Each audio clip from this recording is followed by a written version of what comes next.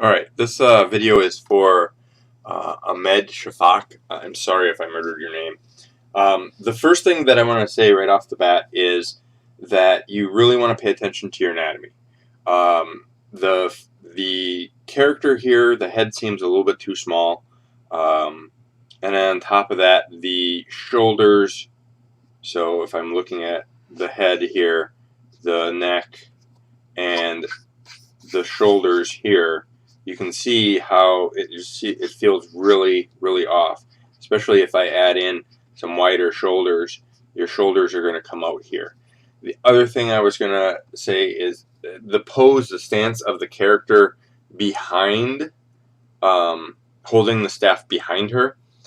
It tells me that you're not feeling very comfortable with the hands yet and things like that. So I would really tell you to focus that and put it forward, because it's going to affect your a couple of things. It's going to affect your lighting, and it's going to affect some of the other things too. So, but even with a thinner, thinner shoulders here like this, you're not going to have that much stick out.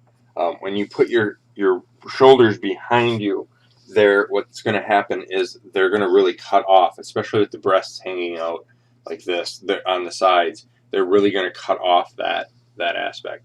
So I would tell you to change the position, put the character up forward, and draw the hands and things like that. Okay, you've got a good.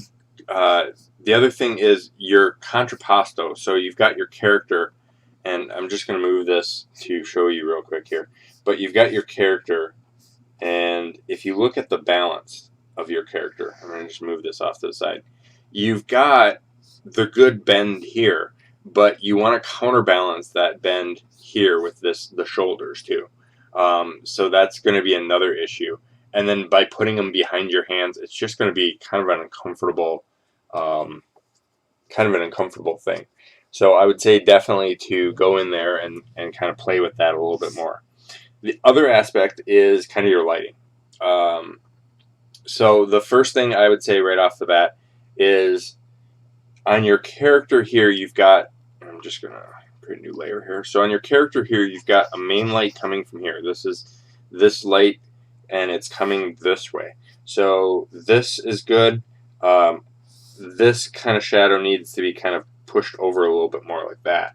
But otherwise, that shadowing is pretty good. But the problem with it is you're not using the light source throughout the scene. You've only got the light source that identified is this stripe here and this stripe here, and so that's the rim light, all right? And then because this is behind the back, if you look at this, the way your character is, so I'm just going to put your character here, and the arms are going to come back here like this, and then you're going to put this behind the back. Here's your light source.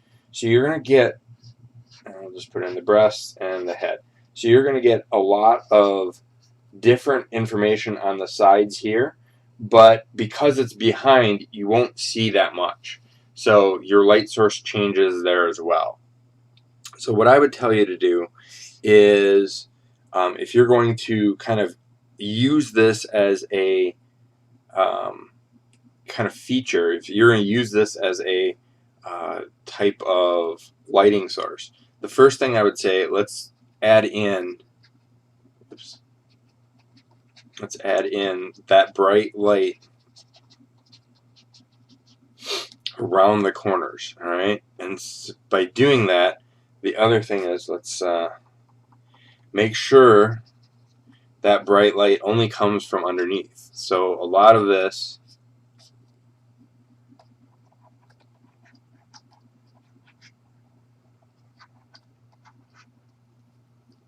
and I'm just kind of scrubbing this in there. I'm not,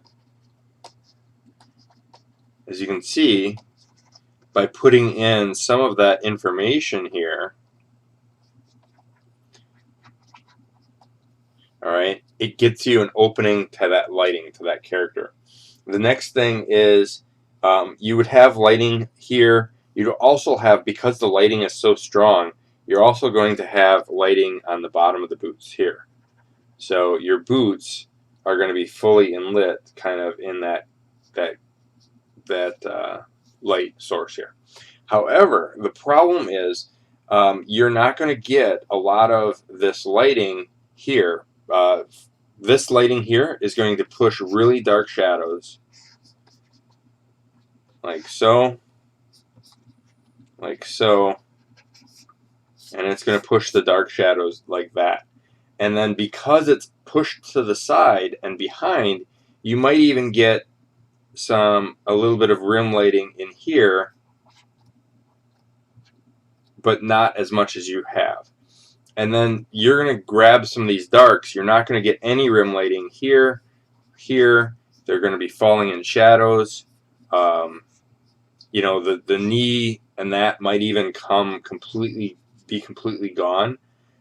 So these types of things, the way the lighting is pushing, you're not going to get even like up here, and you're going to get a lot of cast shadows on the neck. You're going to get probably even some cast shadows back here because of the lighting is in the background. So you can see, you know, by putting that extra lighting in, you're going to get more form and more interesting concept. So I'm just going to, and then here where the boots are, the lighting is going to come in from